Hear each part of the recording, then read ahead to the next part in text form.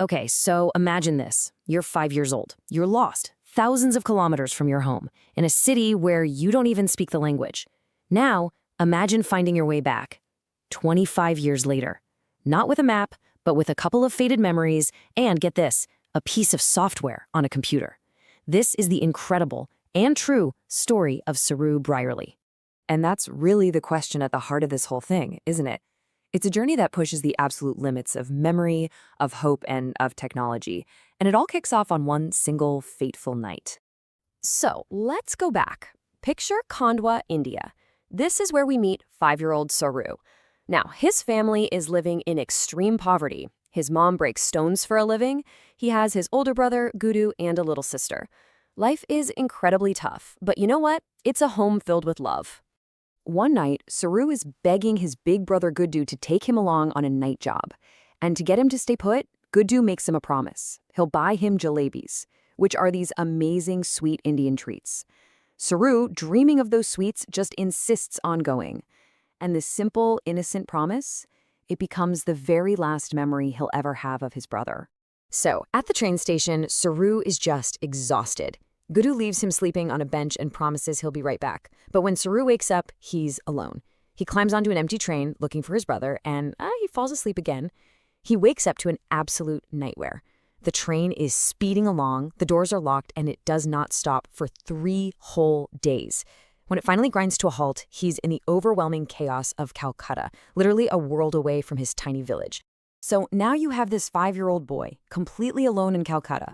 He doesn't speak Bengali, the language everyone is speaking. He only knows Hindi.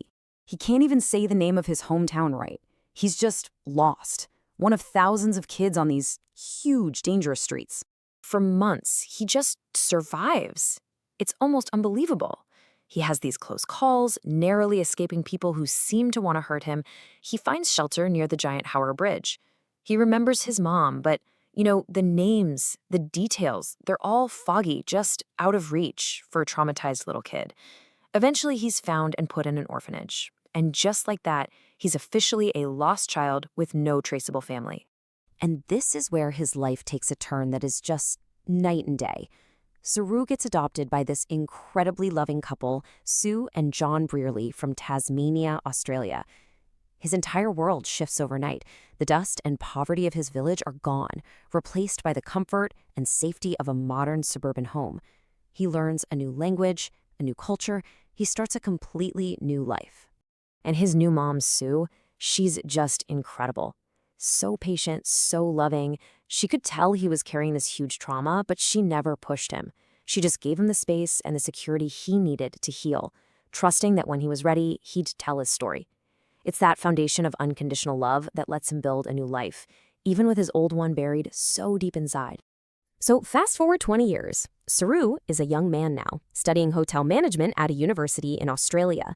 He's happy, he's well-adjusted, and that early childhood, it's become like a distant, fragmented dream that he's mostly just pushed away.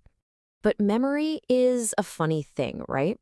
He's at a party with friends and he sees a plate of jalebis. And just like that, bam, the floodgates just open. The sight, the smell of that sweet, it transports him right back to that train station, to the last promise his brother ever made him. The past comes rushing back, and with it, this overwhelming need to find what he lost. This leads to a question that sounds absolutely impossible to answer. When Saru tells his friends he was on a train for about 3 days, they start to think about it logically.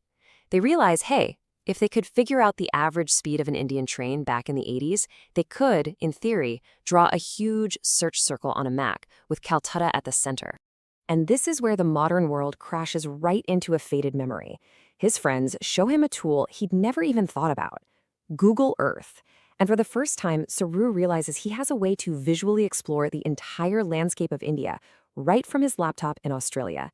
He could turn these fuzzy memories into actual coordinates on a map.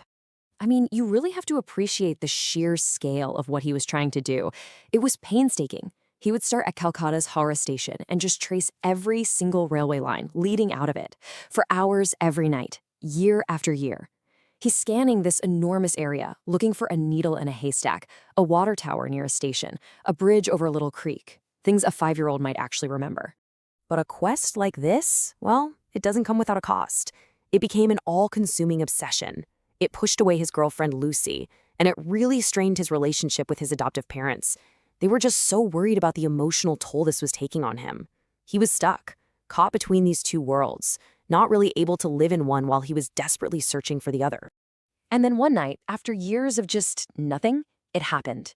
He's following a rail line on his screen, and suddenly, he sees it. A water tower, and then a bridge. The layout of the station, it just clicks. He zooms in on the town name, and there it is, Khandwa. That name he could never remember right, Ganesh Talai, it was a neighborhood called Ganesh Talai. He had found it. He'd actually found it. So Saru gets on a plane to India and travels to Khandwa. He's following this map that's been in his head for 25 years, walking through streets that are both familiar and totally new, and he finds it, the actual house he grew up in. But the door's locked, the windows are broken, it's completely deserted. And for a second, it feels like this incredible journey has led to an absolutely heartbreaking dead end. But he doesn't give up. He's showing a picture of himself as a little boy to people in the neighborhood. His India's rusty and nobody speaks English. But then, one man listens to his story, and his eyes just go wide with recognition. And he simply says, "Come with me." The man leads him through the village, right to a woman standing outside a house. It's her. It's his mother. She never left. She never gave up hope. She always believed that one day her lost son would find his way home. They just embrace after 25 years. But the reunion is bittersweet too. He learns that his brother, Guru, was killed in a train accident the very same night Saru got lost. And it's here, back home, that he learns the final piece of his own identity. His name wasn't actually Saru. That's just how he mispronounced it as a kid. His birth name is Sheru, and in Hindi it means lion. So, Sharu's personal quest was over. He was home. But his story, well, it started to shine a light on a much, much bigger issue, and it resonated with people all over the world. Because here's the tough part.